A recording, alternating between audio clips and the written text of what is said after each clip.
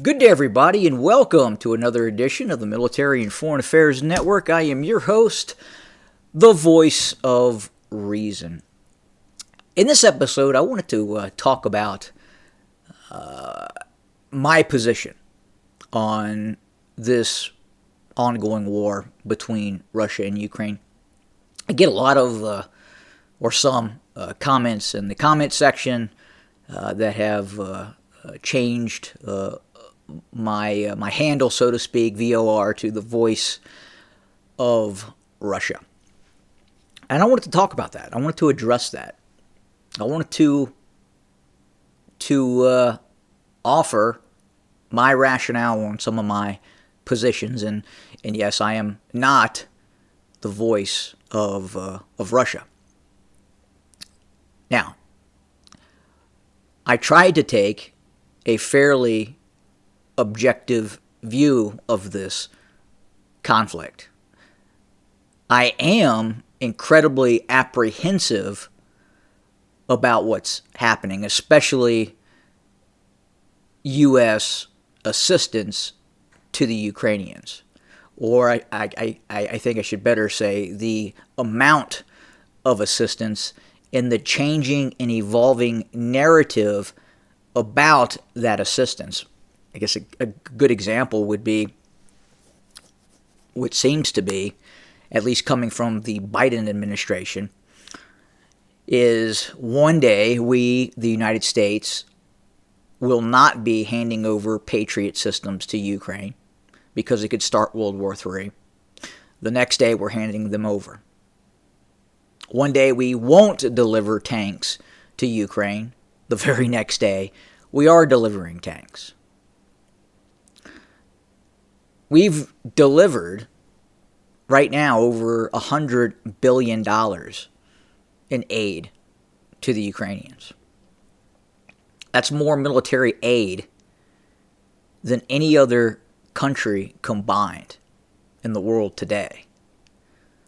It's many times what we give to Israel and other allied nation states. The Ukraine right now is getting more than any of those.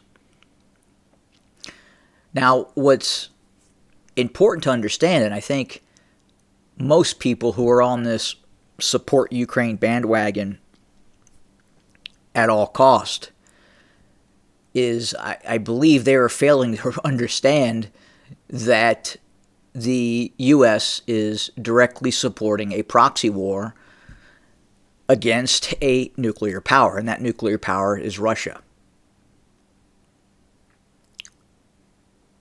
Now, most of those folks who are on that Ukrainian bandwagon will say, well, the Russians will never push the button. The Russians will never use nuclear weapons. Well, look, the Russians have changed their nuclear doctrine because of what's happening right now. They have, within their own internal policies, the authorization to use nuclear weapons.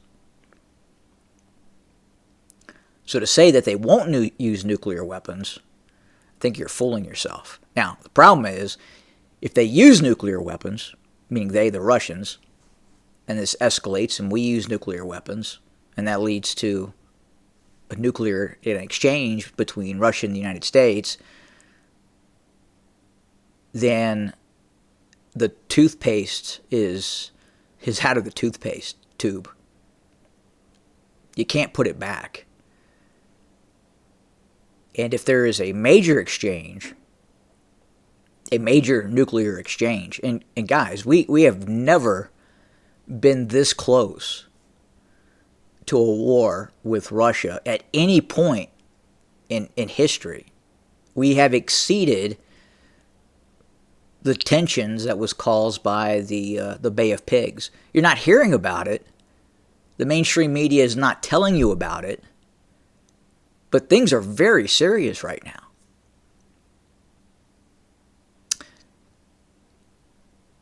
But again, the problem is these people in this support the Ukraine at any cost bandwagon are oblivious to this.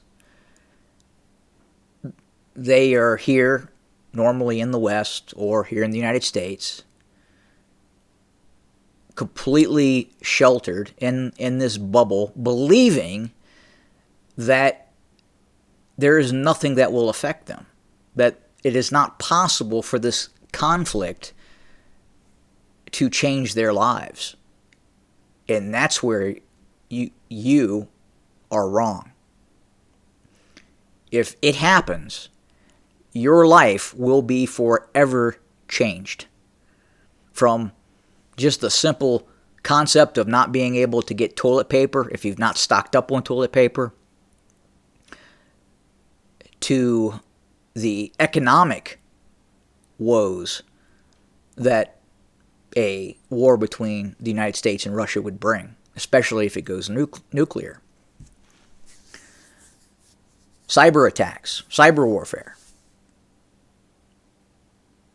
There is a wide range of issues that would quite literally change your life, and not for the better.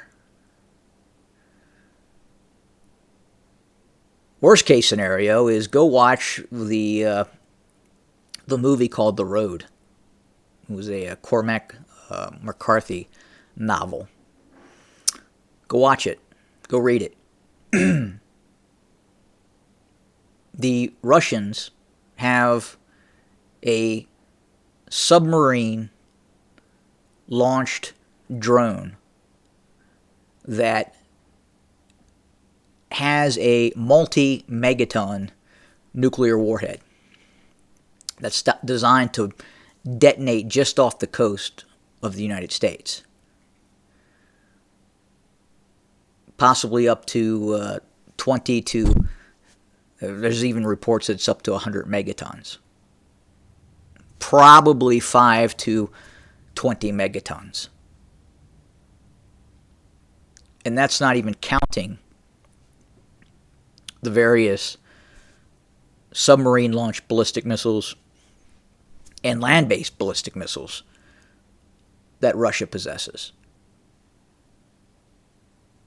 So again, I would just say, just be very, very careful about believing this endgame doesn't result in something that is catastrophic. Because right now, again, it continues to escalate. It is getting worse. It is not getting better. Beyond a shadow of a doubt, it is not getting better.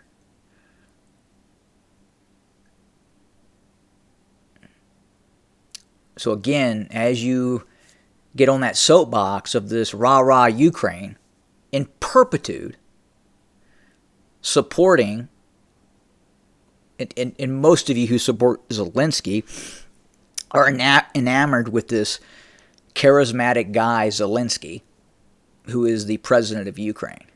This guy was an actor. He was an actor on TV who played the president of Ukraine. He has no military background. He has no political experience. And in all probability, he was put there by someone else. Look it up.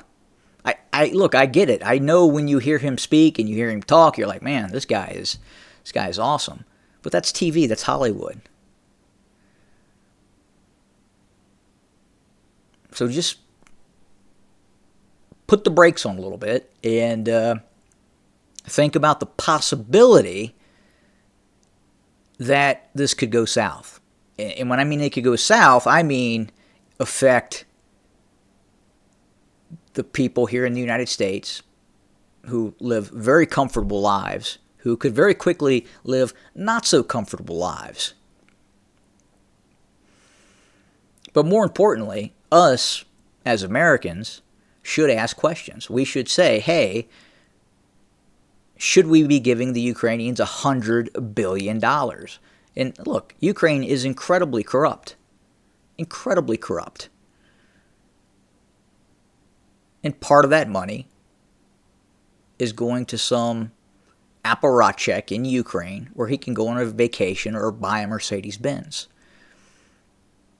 Incredibly corrupt. So again, hit the pause button. Just because I ask questions and take a objective as opposed to a subjective view and don't immediately jump on this bandwagon about what's happening or who I support or don't support. Anyway, just wanted to have that discussion, get that out there. Again,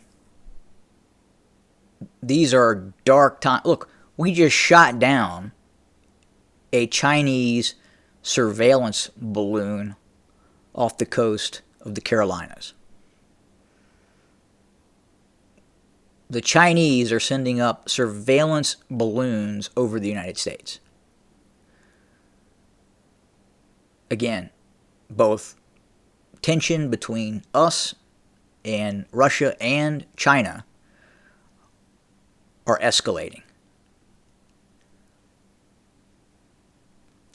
And by pushing Russia into the sphere of China, a Chinese-Russian alliance is not good for the United States. It's not. Anyway, that's all I have to say. Have a good day.